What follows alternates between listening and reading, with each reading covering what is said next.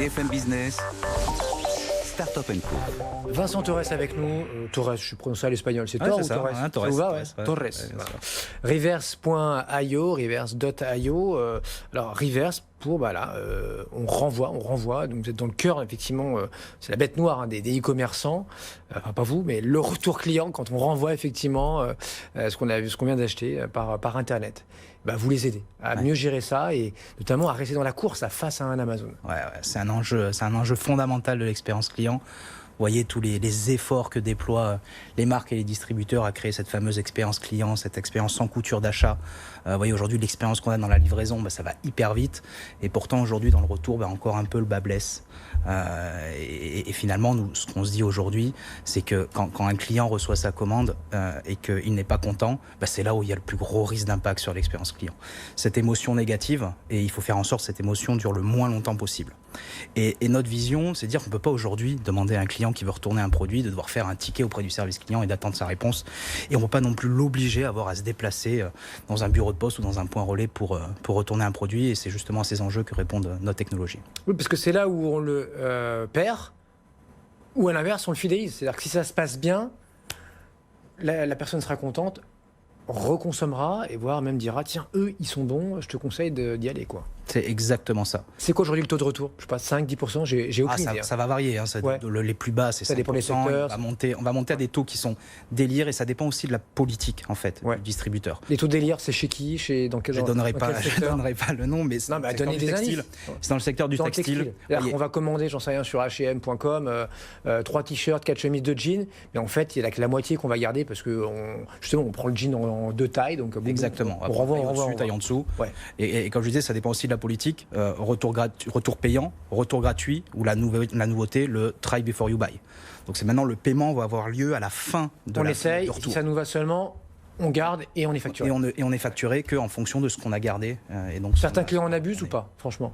Il y a un vrai... De toute façon, c'est extrêmement bénéfique. Ce qu'on voit chez nos clients qui l'utilisent, c'est qu'il y a un énorme impact sur l'augmentation du panier moyen, tenant compte du nombre de produits retournés et donc du revenu ensuite récurrent par client, enfin du revenu par client. Ouais. Donc certains, on peut dépenser 200 €, mais au final, on sera facturé que de 95 ou 100 parce que oui, on en renvoie la moitié, quoi. Ouais, et après, vous allez faire de l'achat qui devient beaucoup plus compulsif aussi, puisque vous avez la facilité de tout essayer chez vous et finalement avoir du coup de cœur, ce que vous pouvez avoir en magasin, mais là maintenant, vous pouvez l'avoir avec de la commande. Tout le monde y gagne. Mais il faut effectivement des gens comme vous, des startups comme vous. Alors vous êtes lancé il y a près de 10 ans. Ah oui.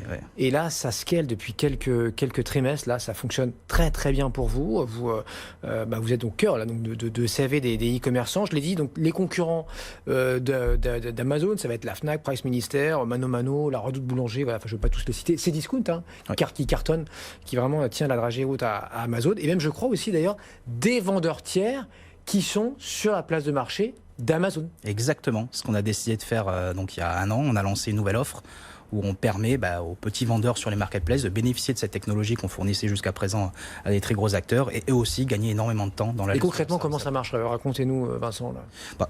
Concrètement, on a 3 types d'utilisateurs à notre plateforme. Alors, le client final, le service client et les équipes de la logistique.